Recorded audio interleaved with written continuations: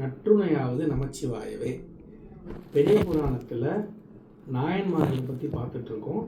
இதில் நாம் அடுத்து பார்க்க போகிற நாயன்மார் திருக்குறிப்பு தொண்ட நாயனார்.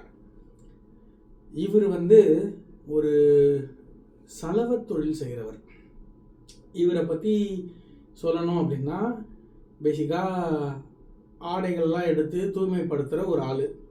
முக்கியமாக சிவனடியார்களுக்கெல்லாம் அவர் அவங்களோட துணியெல்லாம் எடுத்து துவைச்சி கொடுப்பார்.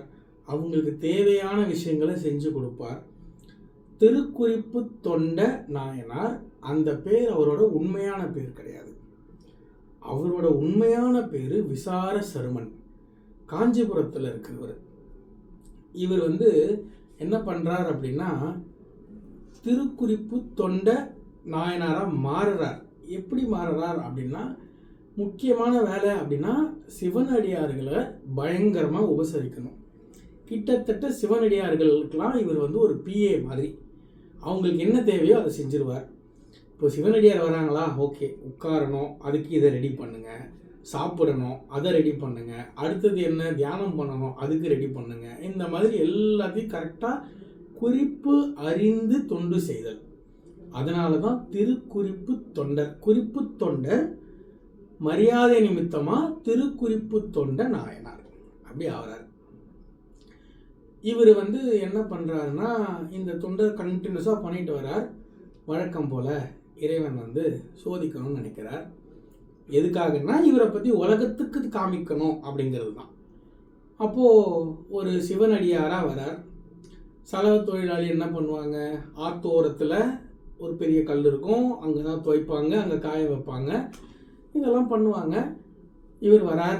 இவர் வரதை பார்த்தோன்னே, ஐயா வாங்க, நீங்கள் போய் நீராடிட்டு வாங்க, உங்கள் துணியை கொடுங்க, நான் துவைச்சி வைக்கிறேன் அப்படின்லாம் சொல்கிறார். இல்லைப்பா வேண்டாம், மழை வர மாதிரி இருக்குது அப்படிங்கிறார். சிவனடியார் சொல்கிறார், எனக்கு தெரியுங்க, வானத்தை நம்பி தாங்க நானே வாழ்க்கையை ஓட்டிகிட்டு இருக்கேன். இதை சொல்லலை, இந்த மாதிரி சொல்கிறார். சொல்லி போயிட்டு வாங்க, மழைலாம் வராது அப்படிங்கிறார். கொடுத்துட்றாரு. இறைவனாச்சே, அப்படி போனதுக்கப்புறம் மழை வந்துருச்சு. இவரால் அதை துவைக்கவும் முடியலை, கஷ்டப்பட்டு துவைச்சிட்றாரு. காய வைக்க முடியல, காற்று வேறு அடிக்குது, எங்கெங்கேயோ பறந்து போய் அந்த துண்டு விழுது, முள்ளில் விழுது, கல்லில் விழுது, எங்கெங்கேயோ விழுது, அது கிழிஞ்சே போயிடுது சுத்தமாக. இப்போ நம்ம சிவனடியார் குளிச்சுட்டு வர்றதை வேற இவர் பார்த்துட்டார். அவரை பார்த்தோன்னே இவருக்கு நடுக்கம் வந்துருச்சு. குளிரால் இல்லை, பயத்தால். என்ன பண்ணுறது, இப்படி வராரே, துண்டை கொடுக்கணுமே, வேறு துண்டும் இல்லை, என்ன பண்ணுறது, உண்மையை சொல்லணும், எப்படி நான் உண்மையை சொல்லுவேன். அப்போ தான் ரியலைஸ் பண்ணுறார், இறைவா நான் எனக்கு தெரியாதா அப்படிங்கிற ஒரு அகந்தையில் கேட்டதுனால எனக்கு இந்த பாடமா, சரி அப்படியே ஆகட்டும் அப்படின்னு அந்த சலவக்கல்ல பார்க்குறார். அதுவே இறைவன் மாதிரி தெரியுது. நேராக போய் தலையில் முட்டிக்கிறார். 2 வாட்டியோ 3 வாட்டியோ முட்டுறார்.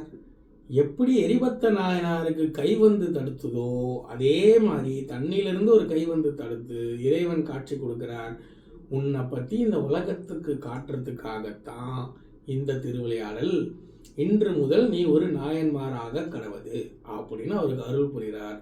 இதைத்தான் சுந்தரர் திருக்குறிப்பு தொண்டருக்கும் அடியேன் அப்படின்னு சொல்றார்.